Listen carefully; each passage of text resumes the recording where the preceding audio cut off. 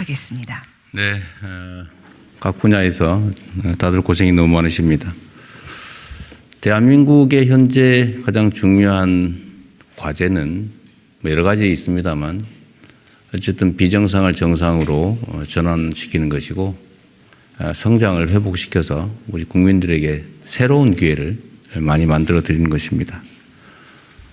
그 새로운 기회는 최소한 공정하게 기회와 결과를 나눌 수 있게 해서 우리 사회 전체의 양극화 불균형을 조금이라도 완화해야 된다라고 하는 게 이번 정부의 주요 목표 중에 하나입니다. 그런데 경제를 회복시키고 민생을 강화하는 것은 결국 기업 활동 또는 경제 활동이 활성화될 수 있게 해줘야 됩니다. 그 방법에는 여러 가지가 있겠지만 그 중에 하나 핵심적인 의제가 바로 규제 합리화 아닌가 싶습니다. 정부는 각 분야의 활동을 진흥하기도 하고 또 억제하기도 하는데 대개 관료화되면 그런 게 있죠. 편하게 또 고정관념, 기성관념에 의해서 권한 행사를 하게 되고 그게 이제 현장에서는 큰 족쇄로 작용하는 경우도 있습니다. 또 하나는 이런 것도 있죠. 이해관계가 충돌하는 경우입니다. 예를 들면 기업 활동을 원활하게 하기 위해서 자유롭게 많은 걸 풀어주면 사회의 안전, 국민들의 안전 또는 뭐 보안 이런 데 위해를 가할 가능성이 커지죠. 또 한 가지는 이런 것도 있습니다. 우리가 오늘 얘기할 것 중에 하나이기도 한데 재생에너지를 활성화하기 위해서 규제를 완화해서 뭐 거리 제한이나 이런 걸 막 풀어주거나 이러면 동네 사람들은 동네 흉물 됐는데 아무런 이익도 없고 소수의 업자들이 그 혜택을 다 차지하니까 이해관계가 충돌하죠. 네, 이런 걸 잘 조정하는 게 중요하지 않을까 싶습니다. 그러나 중요한 거는 그게 바로 정부의 역할이라고 할 수 있는데 이해관계가 충돌하면 그걸 회피하기 위해서 규제를 할 게 아니라 잘 조정해 주면 되죠. 예를 들면 재생에너지, 특히 태양광 이런 시설들을 동네에다 할 때 뭐 주택, 주거지역으로부터 멀리 떨어져서 해라. 보기 싫다. 또 재해위험 발생한다. 이렇게 하면 재해위험을 최소화하게 하고 주민들이 막 환영하게 하는 혜택을 함께 나누게 제도화하면 반대할 이유가 없겠죠. 그럼 굳이 이렇게 엄격한 이격거리를 강제할 필요는 없을 겁니다.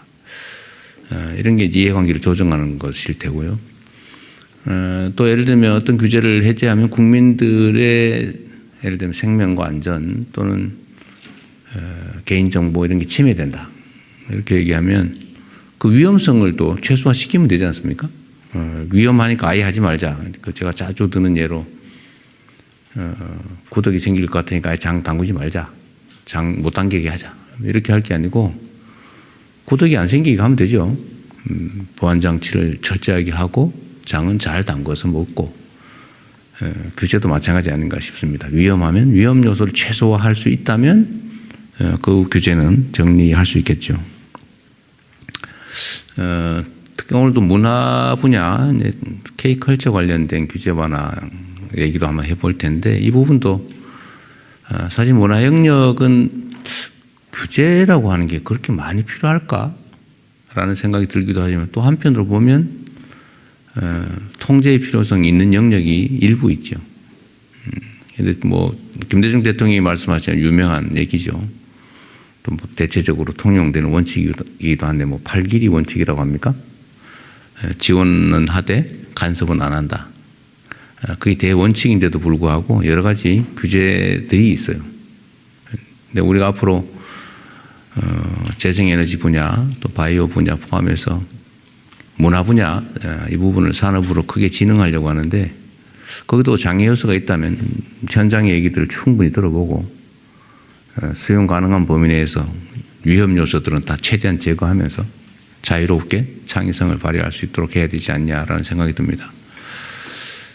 저번에는 뭐 인공지능 또 자율주행 로봇 분야에 대한 규제 합리화 얘기를 했는데 오늘은 바이오, 재생에너지 그리고 K컬처 분야에 대한 규제를 어떻게 합리화할 것이냐. 필요한 규제는 강화하고 불필요하거나 꼭 필요하지 않은 규제는 완화 또는 철폐하는 그런 논의들을 하게 될 텐데 각 분야에서 많이 준비했을 테니까 함께 토론해 보도록 하겠습니다. 네, 고맙습니다.